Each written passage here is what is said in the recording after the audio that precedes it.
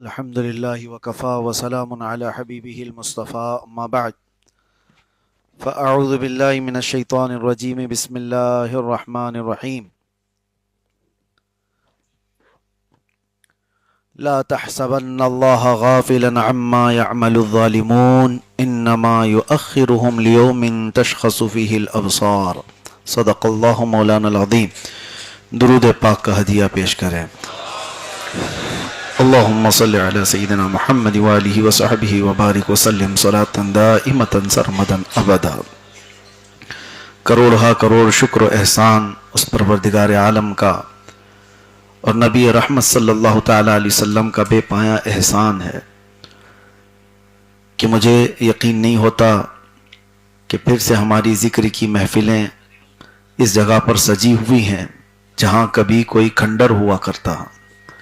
اس رب تبارک و تعالیٰ کی منشا ہے وہ جہاں سے چاہے اپنے حبیب پاک کا ذکر کروائے۔ اللہ کے ذکر کے لیے پوری روئے زمین بنائی گئی ہے، یہ اس کا فضل ہے، اس کا کرم ہے، وہ جہاں سے چاہے اپنا ذکر کروائے۔ چند سالوں پہلے شاید کسی کے سوچ میں بھی نہ ہو یا ہمارے وہم و گمان میں بھی نہ ہو راستے سے گزرتے ہوئے کہ کبھی یہاں پر ذکر پاک کی محفلیں سجا کریں گی، کبھی یہاں پر قال اللہ اور قال الرسول کی صدائیں گونجا کریں گی، لیکن رب تبارک و تعالیٰ کا کرم ایسا ہے کہ اس کی تدبیریں ہم نہیں سمجھ پاتے ہیں۔ آج بھی جو سچویشن ہے دنیا میں، کوئی کچھ نہیں کہہ سکتا کہ کل کیا ہونے والا ہے۔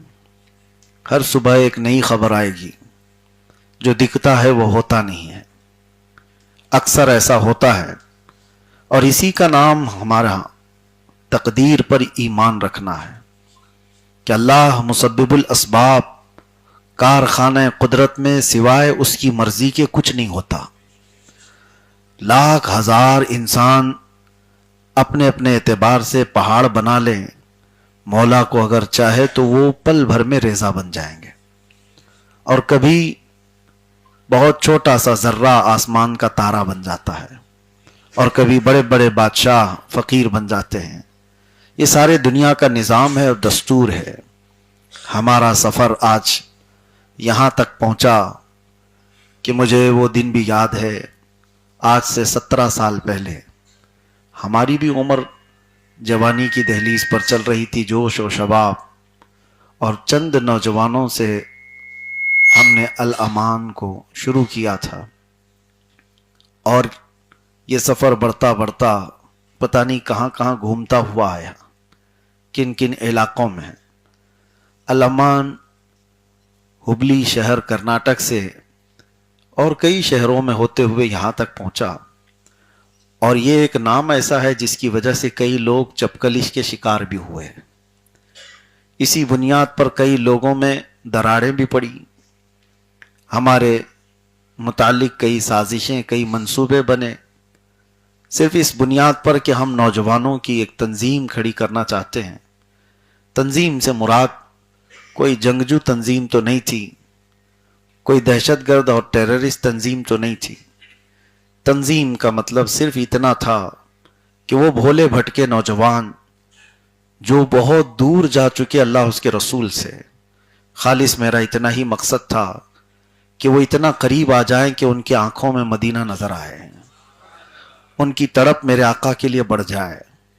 اور الحمدللہ رب تبارک و تعالیٰ نے وہ اثر عطا فرمایا، میری زبان پر نہیں یا میری وجہ سے نہیں۔ شاید بندہ کبھی اخلاص سے اور نیت کر لے تو اللہ تبارک و تعالیٰ پتھروں کو بھی موم بنا دیتا ہے۔ یہ وہ علاقہ تھا جہاں پر مجھے لایا گیا تھا ولی بنا کر، پھر چند دنوں کے بعد شیطان بھی بنایا گیا۔ حالات کئی مراحل سے گزرتے ہوئے ہم نے سب چیزیں دیکھی۔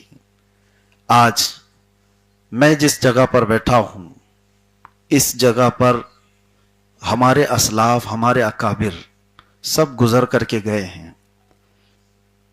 جگہ کا مطلب یہ کرسی اور یہ ٹیبل نہیں۔ جس مقام پر ہم آئے، جو سٹرگل کرتے ہوئے آئے، یہ دنیا کا میں پہلا مولوی نہیں ہوں، اس راستے سے بڑے بڑے علماء گزارے گئے. ہم نے کتنے اپنوں کا چھوٹنا دیکھا، کتنے غیروں کا جڑنا بھی دیکھا. کئی لوگ مزاج پرسی کرنے والے پھر ہمارے جان کے دشمن بھی بنے، اور کئی وہ لوگ جن کا کبھی ہمارا کوئی واسطہ ہی نہ رہا لیکن وہ ہماری جان کے محافظ بنے ہیں. یہ اللہ تبارک و تعالیٰ کی کارخانے قدرت میں ایک بہت عجیب طریقے کی پرمپرا ہے، دستور ہے. تمہاری حفاظت وہاں سے ہوتی ہے جہاں تمہارا گمان بھی نہیں جاتا، اور جن پر تم آس لگائے بیٹھے ہوتے ہو وہ جانی دشمن بھی بن جاتے ہیں. اکثر یہ حالات ہم کو دیکھنے کو ملے. اس پورے سفر میں کیا بیان کروں؟ سب سے بڑی چیز اللہ تبارک و تعالیٰ نے میرے دینی تبلیغی سفر میں مجھے بہت کچھ نوازا میری چھوٹی عمر میں، اور میں ابھی بھی اس کو کچی عمر کہتا ہوں. 40 کو جب تک بندہ نہیں پہنچا وہ کچی عمر کا ہی ہے. 40 کو پہنچے تو اس کی زندگی کی اثر ہو گئی ہے. تو ابھی ہم وہاں تک پہنچے نہیں، لیکن اس کچی عمر میں دنیا کے بہت سارے نشیب و فراز میں نے دیکھے. اور ہو سکتا ہے بہت جلدی مجھے اس لیے دکھایا گیا ہو کہ ہماری زندگی بھی شاید تھوڑی ہو، بہت جلدی ہم کو دنیا سے رخصت ہونا ہو. میں نے بہت تھوڑے سے سفر میں جو منزلیں دیکھی وہ میں آپ کے سامنے رکھتے ہوئے یہ عرض کروں کہ مجھے جو کچھ بھی ملا ہے اس میں سب سے بڑا انعام اللہ کی طرف سے جو دیا گیا ہے وہ مرکز ناموس رسالت ہے، جس کی چھت کے نیچے آج آپ بیٹھے ہیں. اور جب یہاں صدائیں گونجتی ہیں اللہ اکبر کی تو میرے عزیزو روح کے اندر اترتی ہیں، روح کے اندر اترتی ہیں. ایک ویران مٹی کو اللہ تبارک و تعالی اپنے ذکر کے لیے چن لیتا ہے. یہ کسی کے وہم و گمان میں نہیں، کوئی منصوبہ بندی اور بڑی پلاننگ کے ساتھ نہیں. رب تبارک و تعالی منتخب فرماتا ہے جس اس جگہ پر، اور یہاں پر بیٹھے ہوئے سارے لوگ، اس میں کوئی پاک سائٹ کے زیادہ نہیں ہیں، محلے کے زیادہ لوگ نہیں ہیں، باہر سے آئے ہوئے، دور دراز سے آئے ہوئے. کچھ تو ایسے ہیں کہ آج میں آپ کو بتاؤں صرف اور صرف ہمارے ساتھ افطار کرنے کے لیے حیدرآباد سے فلائٹ لے کر کے آئے، افطار کی، نماز پڑھے اور واپس حیدرآباد چلے گئے. تو کچھ وہ لوگ ہیں جن کو رب تبارک و تعالیٰ نے دور دراز سے کھینچ لیا. یہ کشش، یہ جو جذب کرنے کی صلاحیت ہے وہ عمارتوں میں نہیں آتی، وہ عشق رسول میں آتی ہے. عمارتیں بہت ساری ہیں لیکن دور دراز سے لوگ کھنچے ہوئے آئیں، اور وہ بھی کوئی ایسی چیز نہیں کہ یہاں پر نان کھٹائی بٹتی ہو یا لفافے دیے جاتے ہوں، ایسی کوئی چیز نہیں. روحانی غذا ملتی ہے تو بندہ کھینچا ہوا چلا آتا ہے. بہرحال اللہ تبارک و تعالیٰ ان محفلوں کو سدا سلامت رکھے، نظر بد سے اللہ محفوظ فرمائے. لیکن ابھی منزل پر ہم نہیں پہنچے. منزل وہی ہے جب ہماری سانس رک جائے، اور وہ کہاں رکتی ہے وہ اللہ بہتر جانے. تو جب تک حالات پھر نشیب و فراز آتے رہیں گے، کل کیا ہونے والا ہے نہ میں لکھ کے دے سکتا ہوں نہ آپ گارنٹر بن سکتے ہیں. اس سفر میں بہت ساری چیزیں ہوتی ہیں. ایک حدیث میں آپ کو سنا کر آگے بڑھتا ہوں.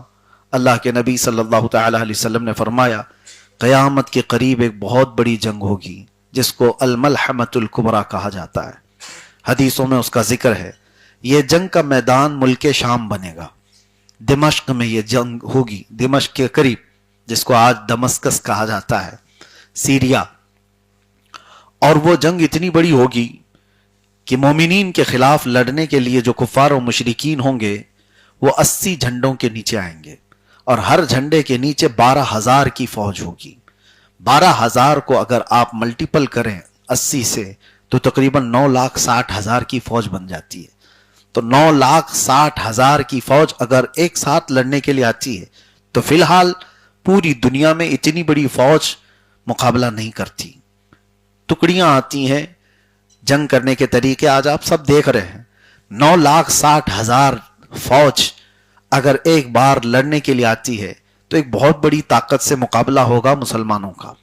لیکن رسول پاک صلی اللہ تعالی علیہ وسلم نے فرمایا مسلمان کتنے ہوں گے وہ تعداد تو نہیں بتائی، وہ کتنے ہوں گے تعداد میں یہ بتایا نہیں گیا، لیکن یہ بتایا گیا کہ جیسے ہی پہلا دن ہوگا 1/3 مسلمان میدان چھوڑ کے بھاگ جائیں گے. 1/3 حصہ ہوگا مسلمانوں کی جماعت کا جو میدان چھوڑ کر بھاگ جائیں گے. لیکن ساتھ میں میرے مصطفیٰ کریم صلی اللہ علیہ وسلم نے فرمایا وہ اس روئے زمین کے سب سے بدترین لوگ ہوں گے, ان کی توبہ بھی نہیں ہوگی. وہ سب سے بدترین لوگ ہوں گے جنہوں نے سختیوں کا مقابلہ نہیں کیا اور میدان چھوڑ کر نکل گئے. اور اس کے بعد میرے آقا صلی اللہ تعالی علیہ وسلم فرماتے ہیں جنگ کا دوسرا مرحلہ ہوگا. دوسرا دن ہے یا دوسرا مرحلہ؟ دوسرا مرحلہ ایسا ہوگا کہ مسلمانوں کا 1/3 حصہ, 1/3 حصہ قتل ہو جائے گا, شہید ہو جائیں گے. اور میرے آقا صلی اللہ علیہ وسلم نے یہ فرمایا وہ اس روئے زمین کے سب سے افضل ترین شہداء ہوں گے, سب سے افضل شہید ہوں گے. 2 باتیں یاد رکھیں آپ. میں یہ حدیث کیوں عرض کر رہا ہوں؟ مومنین کا مقابلہ ایک بہت بڑی طاقت سے ہے, لیکن جماعت میں 1/3 جماعت چھوڑ کر بھاگ جائے گی اور دوسرے مرحلے میں 1/3 جماعت قتل ہو جائے گی, شہید ہو جائیں گے. اب حضور پاک صلی اللہ علیہ وسلم فرماتے ہیں اللہ تبارک و تعالیٰ تیسرے مرحلے پر جو 1/3 حصہ بچا تھا مومنین کا, ان کو فتح مبین عطا فرمائے گا. فتح تو ہوگی. هو الذی ارسل رسولہ بالہدی ودین الحق لیظہرہ علی الدین کلہ. وہ رب ہے جس نے اپنے رسول کو ہدایت اور حق کے ساتھ بھیجا تاکہ یہ دین کو غالب کر کے رہیں, اور یہ دین غالب آئے گا. فتح تو ہوگی, لیکن فتح تک پہنچنے کی جو منزل ہے وہاں تک پہنچنے کے لیے ہمیں 2 چیزوں کا سامنا کرنا پڑ رہا ہے. کسی بڑے سکسس کو پانے کے لیے 2 چیزوں کا سامنا کرنا ہے. وہ 2 چیزیں کیا ہے؟ پہلی چیز اپنوں کا ساتھ چھوڑ دینا, دوسری چیز ہے اپنوں کا ہمارے سامنے قتل ہو جانا. یہ 2 چیزیں جو برداشت کر کے کھڑا رہا اللہ اسے فتح عطا فرماتا. یہ بہت بڑی چیز ہے. میں کہہ رہا ہوں آپ کسی میدان میں کھڑے ہیں, کچھ آپ کے ساتھ منصوبہ بنانے والے, آپ کے ساتھ پلاننگ کرنے والے اچانک چھوڑ کر بھاگ جائیں, یہ دل پر بہت سخت بیتتی ہے. یہ بہت کٹھن وقت ہوتا ہے جب کسی کو توڑ دیا جائے تو اس کے اپنوں کو توڑ دیا جاتا ہے, اور اس وقت وہ کھڑا رہا. پھر دوسرا مرحلہ اس کے ساتھ یہ آیا کہ اس کے جو خاص تھے وہ قتل ہو گئے, انتقال کر گئے. آدمی پھر ٹوٹ جاتا ہے. کچھ چھوڑ گئے اور کچھ قتل ہو گئے, اور اس کے بعد جو کھڑا رہا وہ کوئی بزدل کھڑا نہیں ہو سکتا. وہ وہی کھڑا ہوگا جو پہاڑ ہوگا ایمان کا, وہی کھڑا رہے گا, اور اسی کو اللہ تبارک و تعالیٰ فتح مبین عطا فرماتا ہے. میرے عزیزو, یہ حدیث یہ آخری زمانے میں پیش آنے والی ایک جنگ کے متعلق تو ہے, لیکن اس کا امپلیمنٹ ہماری زندگی کے ہر شعبے میں کیا جا سکتا ہے. ہر شعبے میں آپ زندگی میں یہ 2 چیزیں دیکھنے کے اگر طاقت رکھتے ہو تو فتح تمہارے سامنے. کچھ چھوٹیں گے اور کچھ چلے جائیں گے. ہمارے ساتھ یہ ساری چیزیں ہوئی. ہم نے یہ مرحلوں میں بہت سارے لوگوں کو چھوٹتے ہوئے دیکھا اور بہت سارے لوگوں کو ٹوٹتے ہوئے دیکھا, اور ساتھ ہی کچھ لوگوں کو دنیا سے جاتے ہوئے دیکھا. جو چھوٹ گئے یا چلے گئے اللہ ان کا مالک, لیکن جو ہمارے ساتھ سفر میں رہتے رہتے وہ انتقال کر گئے, آج ان کے لیے میں دعا گو ہوں کہ اللہ تعالیٰ ان کی روح کو سکون عطا کرے. وہ ایسے لوگ تھے جو دامے درمے قدمے سخنے شانہ بشانہ ہمارے ساتھ کھڑے رہے. بسا اوقات مجھے جماعت میں وہ لوگ آج نظر نہیں آتے, وہ آج قبرستانوں میں سوئے ہوئے ہیں, جو میری محفل کے حاضر باش ہوتے تھے. ہماری ذکر کی محفلوں کی رونق بھی ہوا کرتے تھے. ہر گھڑی ہم سے پوچھا کرتے کہ کس وقت ذکر کی محفل ہے, اور پہلے آ کر بیٹھنے والے وہ آج قبرستانوں میں آرام فرما ہے. لیکن سچ بتاتا ہوں, تنہائی میں کبھی دعائیں کرتے ہیں تو ان لوگوں کی یاد آتی ہے, تو اللہ کی بارگاہ میں یوں عرض کرتا ہوں کہ مولا ہماری کوئی نیکی قبول ہے تیری بارگاہ میں تو یہ ان کے درمیان بھی تقسیم فرما دے, اس لیے کہ وہ سچے لوگ ہیں. میرے آقا صلی اللہ تعالی علیہ وسلم نے انصار کی یوں ہی فضیلت نہیں بیان فرمائی. مدینے کے انصار کی فضیلت حضور پاک صلی اللہ تعالی علیہ وسلم نے جتنی بیان فرمائی, آپ دیکھیں حدیثیں, حضور فرماتے ہیں ساری دنیا ایک طرف چلی جائے اور انصار مدینہ ایک میدان میں جائیں, حضور فرماتے ہیں اللہ کا رسول محمد انصار کے ساتھ جائے گا صلی اللہ تعالی علیہ وسلم. حضور فرماتے ہیں اگر ساری دنیا ایک وادی میں ہو اور انصار ایک وادی میں تو رسول اللہ انصار کی وادی میں تمہیں نظر آئیں گے. हुजूर फरमाते अल्लाहुम्मा अरहमिल अंसार व अबनाइल अंसार व अबनाई अबनाइल अंसार। हुजूर ने ये दुआ फरमाया, अल्लाह अंसार पर रहम फरमा, उनके बेटों पर रहम फरमा, उनके पोतों पर रहम फरमा। क्यों? अंसार के लिए हुजूर पाक सल्लल्लाहु तआला अलैहि वसल्लम ने फरमाया, वजह यह थी कि मक्का वाले जिस वक्त पूरे सहाबा को घरों से निकाल रहे थे, उन्हें मार रहे थे, पीट रहे थे, नबी आखिरुज़्ज़मान सल्लल्लाहु तआला अलैहि वसल्लम पर सोशल बाइकाट करके रखा था उन जालिमों ने। हुजूर ने पत्ते खाए हैं, चमड़े उबाल करके खाए हैं। हुजूर पाक सल्लल्लाहु तआला अलैहि वसल्लम के साथ हजरत बिलाल हबशी फरमाते हैं कि इतना हिस्सा हमारे पास मौजूद था जो सिर्फ बगल में छुपाया जा सकता है खाने के लिए, उसके अलावा कुछ नहीं था। और इस तरह के 3 साल गुजारे। इन हालात में जानते हो पूरी दुनिया तमाशे देखती, बड़े बड़े लोग भी मौजूद थे, लेकिन मदीने के अंसार ने अपने घर के दरवाजे खोल दिए थे। जब नबी पाक सल्लल्लाहु तआला अलैहि वसल्लम तशरीफ लाए और उनके सहाबा आए तो मदीने में कहीं भी ये बात नहीं आई थी कि ये लोग गांव छोड़ करके आए हुए हमारे यहां हैं। अंसार ने तो वो काम कर दिखाया था, अपने दरवाजे ही नहीं खोले, बल्कि अपनी जायदाद, अपने बागीचे, अपनी जमीनें सब उन मुहाजिरीन भाइयों को बता करके कहा, इतना अल्लाह ने मुझे दिया है, आज से आधा तुम्हारा आधा मेरा। यहां सगे भाइयों को कोई प्रॉपर्टी नहीं देता, सगी बहनों का हक मार लेते हैं। वो मदीने के अंसार थे जो हिजरत करके आए हुए सहाबा को। एक सहाबी तो है, अल्लाह अकबर, हजरत अब्दुर्रहमान बिन औफ। मैंने फजर में सहाबा की सीरत में उनका जिक्र किया था।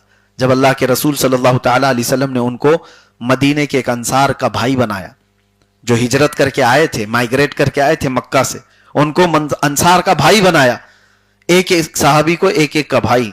तो अब्दुर्रहमान बिन औफ को जिसका भाई बनाया, वो सहाबी इनको घर ले गए और बताने लगे, मेरे इतने बगीचे हैं, मेरी इतनी दुकानें हैं, मेरी इतनी जमीनें हैं, ये सब में आधा आधा तुम्हारा, आधा आधा तुम्हारा। हत्ता कि वो बोलते बोलते यहां तक कहे, मेरी 2 बीवियां हैं, एक को मैं तलाक दूंगा, इद्दत गुजारने के बाद उससे तुम निकाह करो।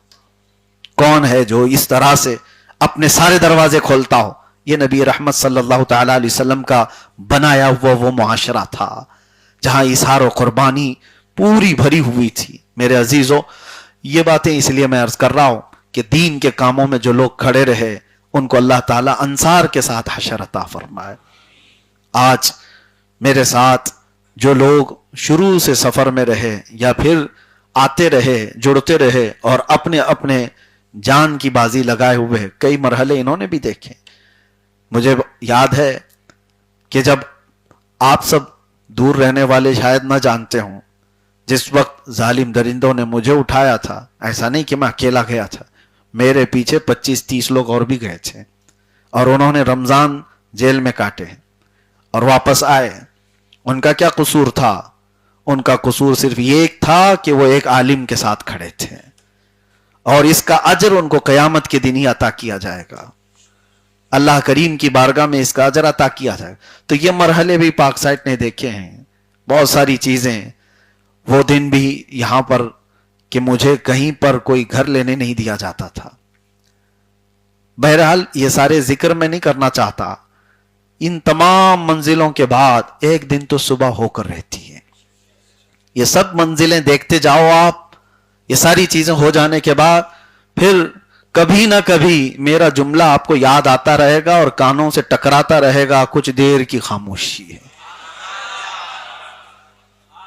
ये जुमला टकराता रहेगा जिंदगी भर बार बार, और फिर वो एक दिन आएगा जब सुबह होगी और ये काली अंधेरियां छट जाएंगी। बहरहाल आज के हालात पर मैं आपको चंद बातें नसीहतन अर्ज कर दूं। कभी भी ये बात तारीख में है, मौजूद है, अल्लाह तबारक व तआला ने बहुत छोटी ताकतों से बड़े बड़े जालिमों का हश्र पूरा कर दिया, बुरा अंजाम किया। फिरौन को मारने के लिए बहुत बड़ी फौज नहीं आई थी, पानी से वो हिलाक हो गया। नमरूद के मुतालिक कहा जाता है एक लंगड़े मच्छर ने उसके दिमाग में घुसकर उसकी पूरी जान ले ली। और इसी तरह से जंगे बद्र में अबू जहल को बड़े बड़े पहलवानों ने नहीं मारा, 2 छोटे बच्चे मुआज और मुअव्विज रज़ी अल्लाह तआला अन्हुमा ने काम तमाम किया। बहुत सारी तारीखें ऐसी मौजूद हैं। और होता कब है ऐसे?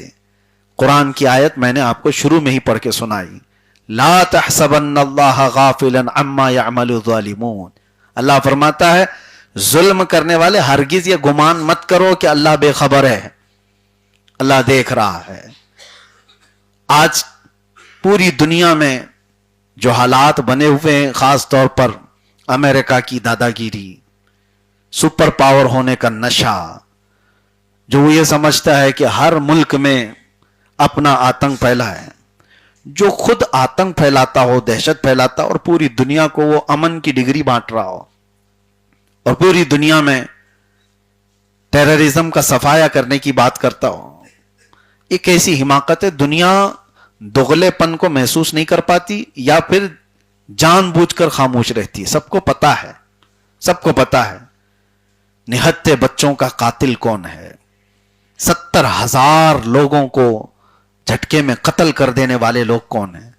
فرعون کے متعلق تو تاریخ میں ہے کہ اس نے اپنی کرسی ہلتی ہوئی دیکھی، ایک خواب دیکھا تھا، اس نے خواب دیکھا تھا کہ ایک تارا ٹوٹ کر کے گرا ہے، اس کی گود میں آ گیا ہے.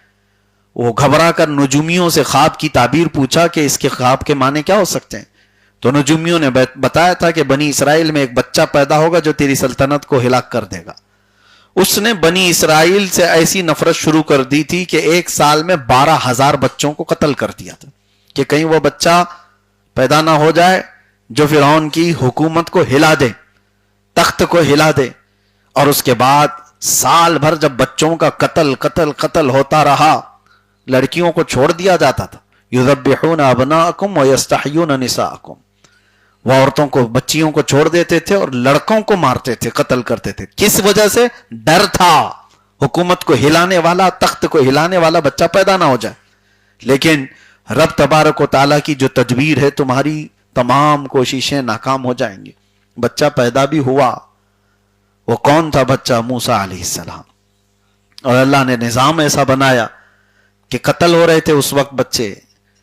موسیٰ علیہ السلام کی ماں کے دل میں اللہ نے یہ بات ڈالی کہ بچے کو صندوق میں رکھو اور پانی میں بہا دو. کون ماں کر سکتی ہے ایسے کہ اپنے آج کے پیدا ہوئے بچے کو دریا میں بہا دے؟ لیکن ان کی ماں کے دل کو اللہ نے مضبوط کر دیا. اور اس کے بعد وہ صندوق بہتے بہتے فرعون کے باغیچے میں ہی جا کر لگا. فرعون کو اولاد نہیں تھی. فرعون کی بیوی نے دیکھا، بچے کو اٹھا لیا اور کہا عسیٰ ان نتخذہ ولدا، کیا ہی اچھا ہے کہ ہم اس کو بیٹا بنا لیں. فرعون نے کہا یہ کہاں سے تم بیٹا لے آئی؟ کہیں یہ بچہ تو ہلاک کرنے والا تو نہ بن جائے. بیوی نے کہا نہیں، یہ تو بہتا ہوا آیا ہے، وہ تم نے خواب جو دیکھا وہ بنی اسرائیل کے بچے کا ہے، یہ تو کہاں سے آیا کیا پتا. لیکن ہے تو خوبصورت. بچے کی پرورش فرعون کے گھر میں ہونے لگی. فرعون کے گھر میں اعلان بھی ہوا کہ ان کو کوئی دایا آئے اور دودھ پلائے. کمال قدرت تو دیکھو. موسیٰ علیہ السلام 2 دن کے بچے ہیں لیکن دودھ کسی کا نہیں پیتے تھے. ان کی بہن وہاں کھڑی تھی، اس نے کہا ایک دایا کو میں جانتی ہوں، اس کا دودھ ہر بچہ پی لیتا ہے. کہا گیا کہ ٹھیک ہے لے آؤ، ہم جو وہ قیمت بولے گی ہم اس کو قیمت دیں گے دودھ پلانے کے لیے. شاہی گھرانے کے بچے کو دودھ پلانا ہے. موسیٰ علیہ السلام کی بہن سیدھے جا کر اپنی ماں کو لے آئی. کہا کہ یہ دایا ہے اور اس کا دودھ بچے پیتے ہیں. تو اس ماں کے گود میں جب بچے کو دیا گیا، موسیٰ علیہ السلام اپنی ہی ماں کے سینے سے دودھ پینے لگے. نظام قدرت دیکھو رب تعالیٰ کا. ان کی ہی ماں سے دودھ پلوایا جا رہا ہے، پلس اجرت بھی دی جا رہی ہے. بچے کو پالنے اور بچے کو دودھ پلانے کی اجرت بھی. اور پالا کہاں جا رہا ہے؟ وہی فرعون کے محل کے چھت کے نیچے. میرے عزیزوں، یہ کارخانہ قدرت کے جو معاملات ہیں تمہاری سمجھ سے بھی بالاتر ہیں. وہی بچہ تھا جس کا خوف فرعون کو تھا.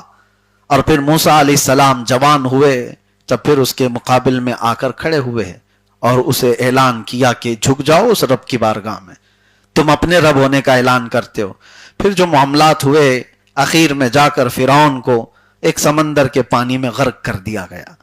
موسیٰ علیہ السلام کو اس فرعونی لشکر سے نجات دی گئی، فتح مبین عطا فرمائی گئی 10 محرم کو. اب میں تاریخ کے اس حصے سے آپ کو یہ بتانا چاہتا ہوں، ظالم جتنے بھی منصوبے بنا لے، جتنے بھی پلان بنا لے، لوگوں کو ڈر سنانے کے لیے آج دنیا میں کیا کیا کہا جاتا ہے مسلمانوں کو نروس کرنے کے لیے، تم کچھ نہیں کر سکتے، ہاتھ بھی نہیں ہلا سکتے. تم کہیں سے کچھ بول بھی نہیں سکتے. ہم وہ طاقت والے لوگ ہیں, ہمارے پاس آئرن ڈوم ہے, ہمارے پاس تھاٹ ہے, ہمارے پاس فلاں ہے. سب کی واٹ لگائی ہے تھاٹ کی. یہ تو دنیا دیکھ رہی ہے. اور میں جنگوں کے حالات پر زیادہ گفتگو نہ کرتے ہوئے صرف یہ بات بتانا چاہتا ہوں, ہم کسی کے پکش یا اپکش میں بات کرنے کی بات نہیں کہہ رہے ہیں. ایک بات یاد رکھو, کسی پر اتنا ظلم نہ کرو, اتنا ظلم نہ کرو کہ جب وہ مظلوم کھڑا ہو جائے تو تمہارے پاؤں ہلنے لگ جائیں گے. اکثر ایسا ہوا ہے. ایک بات یاد رکھو, امریکہ اور اس کے ہم نواؤں کا ظلم بہت ہو چکا ہے, بہت ہو چکا ہے. کیا ایسا نہیں ہوگا کہ کسی بچے کی آہ رب العزت کی بارگاہ میں نہیں پہنچی ہوگی؟ کیا ان ماؤں کی چیخیں نہیں پہنچتی ہیں جن کے گودوں کو اجاڑ دیا گیا ہے؟ کئی ایسے بچے ہیں قبرستانوں میں وہ جاتے ہیں, عید کے دن اپنے باپ کا نام لے کر پکار رہے ہوتے ہیں, سرانے پر بیٹھ کر اپنے باپ سے بات کر رہے ہوتے ہیں. یہ وہ بچے ہیں جن کو ابھی ماں باپ کا پیار صحیح طریقے سے ملا نہیں تھا کہ ظالموں نے ان سے چھین لیا.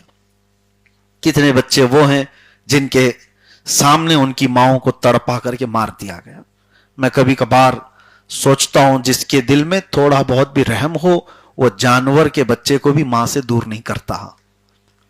آپ کے اندر رحم ہو تو آپ کسی جانور کے بچے کو پھینک دو اور اس کی ماں کو مار دو, کیا آپ کا دل گوارا کرے گا کہ ابھی یہ دودھ پیتا بچہ ہے, اس کو ماں کی ضرورت ہے؟ لیکن آج دنیا کے ایسے ظالم ترین لوگوں کو آپ دیکھ رہے ہیں جس نے فرعون سے بھی زیادہ قتل کیے ہیں. فرعون نے 12,000 بچوں کا قتل کیا تھا اور آج آنکڑا 70,000 کو پہنچا ہوا ہے. فلسطینی بچوں کو اسرائیل نے جس بے دردی کے ساتھ قتل کیا ہے, کیا ہے دلیل, کس بات؟ اور جو تمہارے مقابل میں آنے والی جماعت کا تم نام لیتے ہو ان کو تو مارتے ہی نہیں. حماس کہاں ہے؟ کیا یہ چھوٹے چھوٹے بچے حماس ہیں؟ 80 لوگوں کو ایک قبر میں دفن کر دیا جاتا ہے. تو یہ تمام جو حالات ہیں, یہ ظلم بڑھتا جائے گا, بڑھتا جائے گا. تو ایک وقت کہیں تو اینڈ ہونا ہے, کہیں تو رکنا ہے اس کو. اور جب جب ظالم نے مظلوم کو ہلکے میں لیا, اللہ تبارک و تعالیٰ پوری طاقت سے, پوری ان کی طاقت کے نشے کو مٹی میں ملا دیتا ہے. اور ان قریب آپ دیکھنا زمانہ وہ انجام بھی دکھائے گا. اس سے پہلے بھی بڑے بڑے دادے آ کے گئے ہیں, بہت بڑے بڑے طاقتور سورما آ کر کے گئے. ان کی تاریخ میں آج کوئی بھی نشان باقی نہیں ہے. یونان و مصر و روما سب مٹ گئے جہاں سے, باقی مگر ہے اب تک نام و نشان ہمارا. ہاں, اسلام اگر کھڑا ہے تو عدل کے لیے کھڑا ہے. اسلام ظلم کا کبھی ساتھ نہیں دیتا. اور مظلوم کی جہاں تک بات آئے, اس میں بہت سارے لوگ آج جو کشمکش کے شکار ہیں, اس کا سپورٹ کرنا ہے, اس کا سپورٹ کرنا ہے. آپ کو آپ کی رائے کوئی اہمیت رکھتی ہی نہیں. آپ کا ہے کوئی سٹیٹس کی جنگ لڑ رہے ہو. یہ سارے سٹیٹس کے فوجی ہیں, واٹس ایپ پہ لڑ رہے ہوتے ہیں. صبح صبح لگا دیا سٹیٹس اور ان کو لگا بہت بڑا کام کر دیا. اس کے علاوہ کیا ہے؟ صبح سے 4 بجے تک کوئی کام نہیں. آپ کی رائے کی کیا اہمیت ہے؟ آپ سے پوچھا جا رہا ہے, آپ سے کوئی ٹپنی لے رہا ہے, آپ کے کمنٹس پوچھ رہا ہے کوئی, تمہاری ویلیو کیا ہے پہلے وہ دیکھو. بات وہاں کرو جہاں تمہاری بات کا وزن ہو. نہیں ہے تو خواہ ہوا میں تیر چلاتے ہوئے تمہارے کسی کے ساتھ کھڑے ہونے سے, تمہارے نہ کھڑے ہونے سے یہاں کیا فرق ہونے والا ہے؟ بس تم اپنے ایمان کی حفاظت کرو. تمہاری جو ذمہ داری ہے, تمہیں جو ذمہ داری دی گئی ہے, یہاں اپنے گھر کے حالات تم ڈھنگ سے صحیح نہیں کر پاتے, اپنے اعمال کو درست نہیں کر پاتے, اپنی نمازوں کا خیال نہیں ہے, تو سب سے پہلے جو تمہیں حکم دیا گیا اس پر پابند ہو جاتے. بعد میں پھر تمہاری رائے کو دیکھا جاتا, تمہارے زبان, تمہارے جملوں کا اعتبار کیا جاتا. میں نے تو ایسے ایسے سورما دیکھے اپنے, یہی سوشل میڈیا والے صبح 5 بجے تک گلی کے نکڑ پر بیٹھ کر, یہ ایسا لگ رہا ہے بہت بڑا جہاد کر رہے ہیں. چوراہوں پر بیٹھ کر کے وہ کمنٹس کر رہے ہیں. میرے عزیزو, تمہاری وہ ڈیوٹی نہیں ہے, تم سے نہیں پوچھا جا رہا ہے. بلکہ اللہ کے نبی صلی اللہ تعالی علیہ وسلم کو رب تعالیٰ نے قرآن میں یوں فرمایا, وَلَا تُسْأَلُ عَنْ أَصْحَابِ الْجَحِيمِ, اے رسول آپ سے جہنم میں جانے والوں کے بارے میں نہیں پوچھا جائے گا, آپ سے نہیں سوال کیا جائے گا. یہاں آپ کی ڈیوٹی کیا ہے؟ تم سے پوچھا جائے گا تمہارے بچے کیوں بگڑے تھے, تمہاری بیوی کیوں بے پردہ تھی.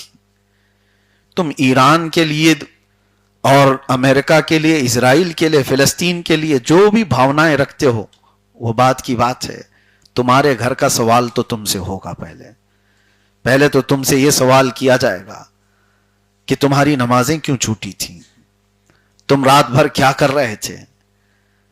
تمہارے متعلق یہ ضرور سوال ہوگا. ہاں ظاہر سی بات ہے, اگر تم نے کسی کے مظلوم کی موت کا یا فلسطینی بچوں کے ناحق مارے جانے کا خوشی کا جشن منایا تو تم بھی مجرم ہو. تم مجرم ہو کہ تم نے کچھ کیا تو نہیں تھا, لیکن خوشی کا جشن منائے تو ظاہر سی بات ہے تم مجرم ہو, تم ظالم کے ساتھ کھڑے ہوئے ہو. اللہ کے نبی صلی اللہ تعالی علیہ وسلم کی اخلاق میں آپ کو بتاؤں کہ اگر ظلم کسی کے اوپر ہو, چاہے وہ جانور پر بھی ہو, مظلوم کوئی کتا ہو, اس کو ناحق مارا اور پیٹا جا رہا ہو, تو مسلمان کا یہ حق بنتا ہے کہ ظالم کی کلائی کو پکڑ لے, اس کو ظلم کرنے سے روکے. وہ جس کے اوپر ظلم کر رہا ہے اس کو اس سے باز رکھے, اس لیے کہ ان اللہ لا يحب الظالمین, اللہ ظلم کرنے والوں کو ہرگز پسند نہیں کرتا. ظلم کے خلاف ہم ہیں.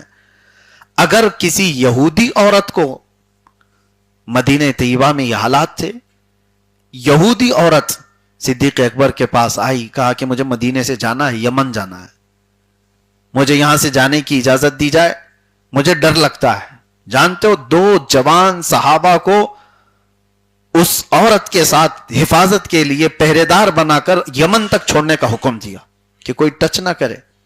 یہ نہیں کہ یہ مسلمان ہے کہ نہیں ہے, یہودی عورت ہے, لیکن اسلامی حکومت کے تحت رہنے والی, اس کی عزت کی حفاظت ہوگی. 2 نوجوانوں نے یمن تک اس خاتون کو چھوڑا. جانتے ہو وہ عورت یمن پہنچنے کے بعد اپنے یہودی قبیلوں کو بلاتی اور کہتی ہے, میں تو ڈر گئی تھی کہ یہ 2 نوجوان راستے میں میری کہیں عزت نہ لوٹ لیں, لیکن قسم خدا کی پورے سفر میں انہوں نے چہرہ اٹھا کر مجھے دیکھا تک نہیں, آنکھ اٹھا کر دیکھا نہیں. اور میں یہ اعلان کرتی ہوں کہ یمن میں میں نہیں رہنا چاہتی, واپس میں مدینے جانا چاہتی ہوں جہاں کے نوجوان عورتوں کی عزت کے محافظ ہیں. وہ کون تھی عورت؟ یہودی عورت تھی. اسلام نے ناحق کسی کو ظلم کرنے کی اجازت نہیں دی ہے, اور جو ظلم ہو رہا ہے وہ اللہ تبارک و تعالی علیم و خبیر ہے, ان ظالموں کے کاموں سے وہ بے خبر نہیں ہے. دیکھنا قرآن میں اللہ یہ بھی فرماتا ہے, سَيَعْلَمُ الَّذِينَ ظَلَمُوا أَيَّ مُنْقَلَبٍ يَنْقَلِبُونَ, ان قریب ظلم کرنے والے یہ دیکھ لیں گے کہ کس کھائی میں ان کو گرایا جائے گا, وہ کس کھائی میں گرنے والے ہیں. خبریں مسلسل آتی رہی, یہ جھوٹے دجال میڈیا کی خبروں پر یقین بھی مت کرو. جس کی جلی ہوئی ہے پوری تمام تر فوج اور حالات, وہ کبھی نہیں بتاتا, کیونکہ میڈیا پر کنٹرول, خبروں پر کنٹرول, ساری چیزوں پر کنٹرول. لیکن کب تک کرو گے؟ رب تبارک و تعالیٰ کے نظام پر تو کنٹرول نہیں کر سکتے, اس کے موت و حیات پر کنٹرول نہیں کر سکتے, اور کہاں سے کہاں کیسے کیسی چیزیں آئیں گی یہ آپ دیکھنا. دنیا ہمیشہ حیرت انگیز چیزوں کو دیکھتی آئی ہے. کل کو یہ باتیں خبر میں آئیں گی, کل کا مطلب صبح ہی نہیں, آنے والے دور میں بچے اور آپ سب لوگ ایک خبر دیکھیں گے کہ ایک بہت چھوٹی طاقت جس کو 20-25 سال سے توڑ کے رکھا گیا تھا, اس نے بہت بڑے سورما کو گھٹنے پر لا دیا. یہ چیزیں نہیں ہیں, یہ دستور کے حساب سے چلی آ رہی ہیں. ابرہہ بادشاہ بہت بڑے ہاتھیوں کا فوج لے کر آیا تھا, اور مقابلہ کرنے کے لیے مکہ والے بھی کھڑے نہیں ہو پا رہے تھے. خانہ کعبہ کو ڈھانے کے لیے آ گیا تھا کہ ختم کرنا ہے, کعبہ کو ہی مٹانا ہے. ہاتھیوں کو لے کر کے آیا تھا. رب تبارک و تعالیٰ نے کیا بھیجا؟ अलम तरा कैफ फअल रब्बुका बिअस्हाबिल फील अलम यजअल कैदहुम फी तदलील। ये पूरी सूरह अल्लाह फरमाता है, महबूब क्या आपने नहीं देखा हाथी वालों के साथ अल्लाह ने क्या काम किया, कैसे मामला फरमाया। अलम यजअल कैदहुम फी तदलील, क्या उनके मंसूबों को अल्लाह ने खत्म नहीं फरमाया, वो अपने बनाए हुए मंसूबों में फंस जाएंगे। और अल्लाह ताला फरमाता व अरसल अलैहिम तैरन अबाबील, उन पर अबाबील चिड़ियों की झुंड को भेज दिया। तरमीहिम बिहिजारतिम मिन सिज्जील, उनको वो नोकेले पत्थरों से मारती थी। आज यकीन होगा अबाबील चिड़िया खत्म नहीं हुई, आज भी है, छोटी छोटी सी चिड़िया, और वो जल्दी बैठती नहीं है, उसकी आदत यह है कि उड़ती रहती उड़ती रहती उड़ती रहती है, वो अपना अक्सर हिस्सा हवा में ही गुजारती है। उस छोटी सी चिड़िया को अगर तुम हाथ में लेकर मसल दोगे ना तो खत्म ही हो जाएगी, खत्म हो जाएगी। लेकिन कुरान ये कह रहा है वो छोटे नोकेले पत्थरों से हाथियों पर बमबारी करती थी, मारती थी, और जैसी ही वो पत्थर गिरे तो हुआ क्या, अरे कहीं किसी हाथी की चमड़ी को लगा हो, कान को लगाओ, नहीं। अल्लाह फरमाते फजअलहुम कअस्फिम माकूल, वो तो चिड़ियों ने ऐसा मारा जैसे भुनी हुई मुर्गी को छील के रख दिया गया। मुर्गी खाने के बाद आदमी कैसे उसकी हड्डियां बिखर जाती हैं, गोश्त निकला हुआ, हड्डियां निकली हुई, पर निकले हुए, उसको कहते हैं खाई हुई मुर्गी की तरह कर दिया था हाथियों को। और किसने किया था? अबाबील ने, छोटी सी चिड़ियों ने। तो ये निजाम कुदरत है। बहुत बड़ी ताकत के मुकाबले में बहुत बड़ी ताकत को होना भी जरूरी नहीं है। और इस्लामी ताकत, इस्लामी तारीख तो इससे भरी हुई है। कभी भी आप उठाकर देखें, बद्र में मैदान में आने वाले कुफार ने बहुत हल्के में लिया था। नबी पाक सल्लल्लाहु तआला अलैहि वसल्लम के साथ जो सहाबा आए थे, अरे 4 घोड़े थे 313 लोगों के पास, और पैरों में चप्पल अक्सर के नहीं है, नाखून उखड़ गए हैं, और तीर और तलवार लोगों के पास नहीं। हजरत उकाशा एक सहाबी कहते हैं कुछ भी नहीं लेकर आया था। हुजूर से अर्ज किया कि जंग में उतरा हूं। हुजूर ने फरमाया कोई लकड़ी उठा लो। वो कहते हैं मैं लकड़ी उठाकर लाया, हुजूर ने उस पर मसा करके दिया, वो तलवार से ज्यादा काम करती थी, और वो लकड़ी खत्म नहीं हुई। उन्होंने अपने पास जिंदगी भर रखा, और दौरे सिद्दीक अकबर में भी थी, दौरे फारूक आजम में भी थी, जिस लकड़ी से उन्होंने जंग बदर लड़ी थी। और हजरत सुहैल बिन साबित एक सहाबी कहते हैं कुछ के पास तलवारें थी जिससे सब्जी भी नहीं कटती थी। लेकिन कुरान में अल्लाह फरमा रहा है इस वाक़े को जिक्र करते हुए, सहाबा कहते हैं हम किसी के सामने मुकाबले के लिए गए होते, तलवार हमारी उठी होती है लेकिन गर्दन उसकी पहले से गिरी हुई थी। ये कैसे? रब फरमाता वमा रमैत इज़ रमैत वलाकिन्नल्लाह रमा, जब तुम तीर फेंक रहे थे, अल्लाह फरमा रहा है तुमने नहीं फेंका, अल्लाह ने फेंका है। फलम तख्तुलूहुम वलाकिन्नल्लाह क़तलहुम, तुमने उन्हें नहीं कत्ल किया, अल्लाह ने उन्हें कत्ल किया है। उनके कामों को रब तबारक व तआला अपना काम फरमा रहा है। जब मशीयत इज़्दी को जलाल आता है तो बहुत छोटी ताकतों से अल्लाह ताला बड़े बड़ों के नशों को खत्म करता है। एक रात पहले बद्र के मैदान में ढोल ताशे बज रहे थे, और वहां पर गोश्त भुना जा रहा था कल की जश्न मनाने के लिए। जैसे यहां पार्टियां पहले से लड्डू बना लेती हैं कि कल तो जीतना है, और पूरे लड्डू बनाकर पहले से रखते हैं। बद्र में आए हुए काफिर पहले से बनाए हुए थे और रात भर नाच रहे थे। ये 313, हम तो 1000 की तादाद में, हाथी घोड़े भी हमारे पास, तलवार हथियार भी हमारे पास, सारा साजो सामान हमारे पास। लेकिन दूसरी शाम को पता चला 70 मारे गए और 70 कैदी बनाए गए, और बाकी जान बचाकर भागे। और 70 जो मारे गए उनमें कोई छोटा मोटा भी नहीं था। वक्त का दज्जाल अबू जहल भी मरा हुआ था, उतबा भी मरा हुआ था, शैबा भी मरा हुआ था, बड़े बड़े लोग मारे गए थे। तो ये बद्र की तारीख थी। और अल्लाह के नबी सल्लल्लाहु तआला अलैहि वसल्लम की इस तारीख में, इस्लामी तारीख में, एक शोशा भी आपको ऐसा नहीं मिलेगा जहां बहुत बड़ी तादाद ने छोटे से लोगों पर हमला किया हो। नहीं, हमेशा से तारीख में एक ही चीज दिखती आई कि दुनिया बड़ी बड़ी ताकतें लेकर के गई। हैरत होती है, बड़ी ताकतें और मुकाबले के एतबार से सलाहुद्दीन अय्यूबी को याद करो। हमारी अपनी लिखी हुई तारीख नहीं, अंग्रेजों की लिखी हुई तारीख ही पढ़ लेना। अंग्रेजों ने सलाहुद्दीन अय्यूबी की तारीख लिखी है, हमारी नहीं, उनकी लिखी हुई। एक वक्त ऐसा आया कि 4 लाख लोग रूमियों ने صلیبیوں نے صلاح الدین کے ساتھ مقابلے کے لیے ایک میدان کو انتخاب کر لیا، اور 4 لاکھ لوگ جب جمع ہوئے تو اس وقت حالت ایسی تھی کہ صلاح الدین ایوبی کے پاس صرف 12,000 لوگ تھے۔ 12,000 کا مقابلہ 4 لاکھ سے ہوتا ہے، لیکن صلاح الدین کو پتا تھا کہ ہم کربلا والے ہیں، تعداد نہیں دیکھتے، اتر جاتے ہیں، مدد اللہ کی طرف سے ہے، اور ہمارا قتل ہو جانا بھی ہماری فتح ہی ہوتی ہے۔ اگر قتل ہونا فتح نہیں ہوتا تو حسین اعظم کا چرچا اتنا کیوں ہوتا؟ میرے عزیزو، یہ جذبہ شہادت تھا صلاح الدین ایوبی نے۔ 12,000 لوگوں سے وہ جنگ لڑی ہے۔ تاریخ آج بھی بتاتی ہے کہ وہ 4 لاکھ کو، اس فوج کو انہوں نے تتر بتر کر کے رکھ دیا۔ وہ گھٹنے ٹیکنے پر مجبور ہوئے، سب میدان سے نکل کر کے بھاگے۔